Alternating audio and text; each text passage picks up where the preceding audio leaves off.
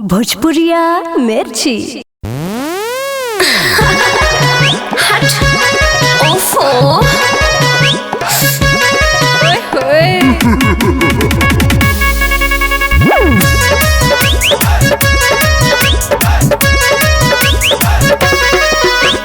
गोरा बदना मेरा शीशे की बोतल आधा से भरा है जिसमें टोटल। गोरा बदना मेरा शीशे की बोतल आधा से भरा है जिसमें टोटल।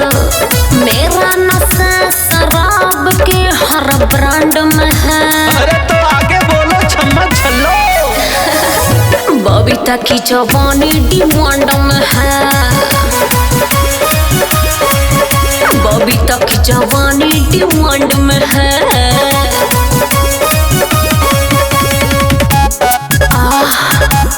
उफ, अरे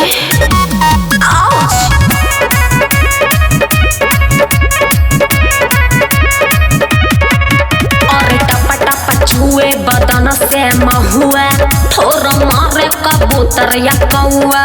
लाग जाए राजा करफू चाल चालू जो मटकौआ। ओठों पे लाली है 3 पौआ। अखियों का कजरा है लखनऊआ। लाखों आशिक मर जाम के रिमांड में है। अरे जान लोगी क्या?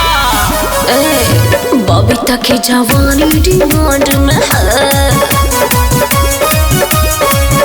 बबीता की जवानी डिमांड में है।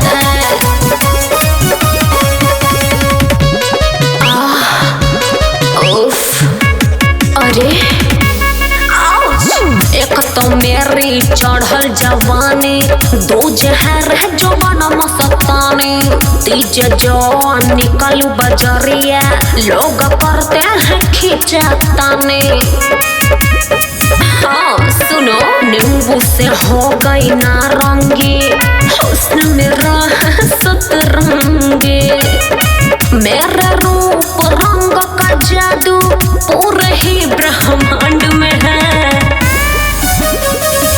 बबीता की जवानी डिमांड में है।